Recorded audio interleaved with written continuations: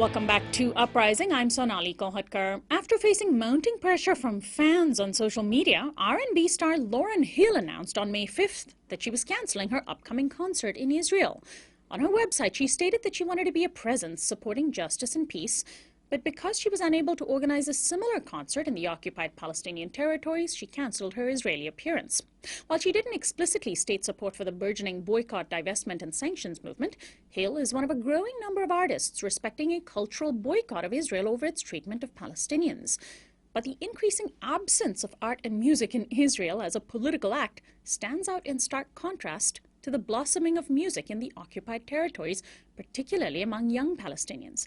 The story of how that is happening is told in a new book by Sandy Tolan, a journalist and documentary radio producer who teaches at the Annenberg School for Communication and Journalism at USC.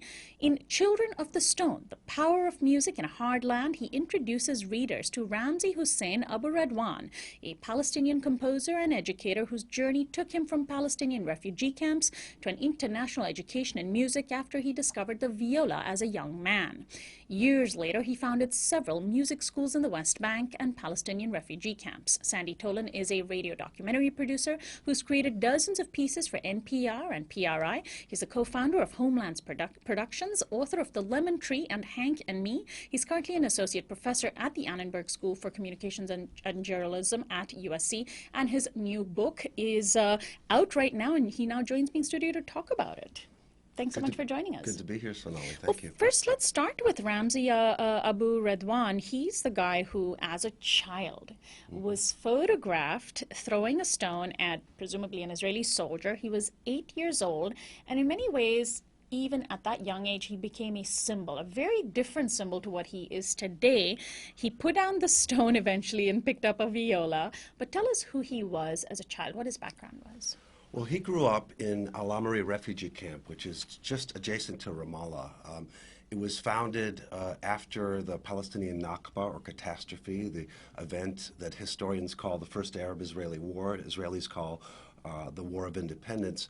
During that war, 750,000 Palestinians either fled or were driven out, including Ramzi's grandparents. They were from a little village called Nahni, which no longer exists, along with hundreds of other Palestinian villages that are gone now. They've been destroyed, mostly by Israel.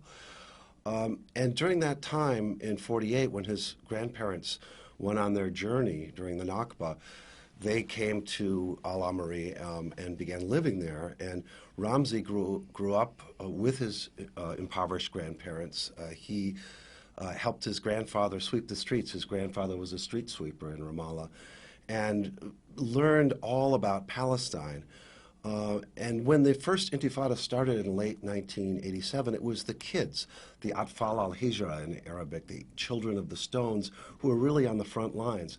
So kids like Ramzi, at age 8 years old, the photograph you mentioned, he became very famous, much like the Tiananmen Square young man in front of the tank. It was a very iconic photo of this kid who really, along with thousands of other kids, were trying to expel Israel from the military occupation, which unfortunately goes on to this day, 48 years after the Six-Day War of '67.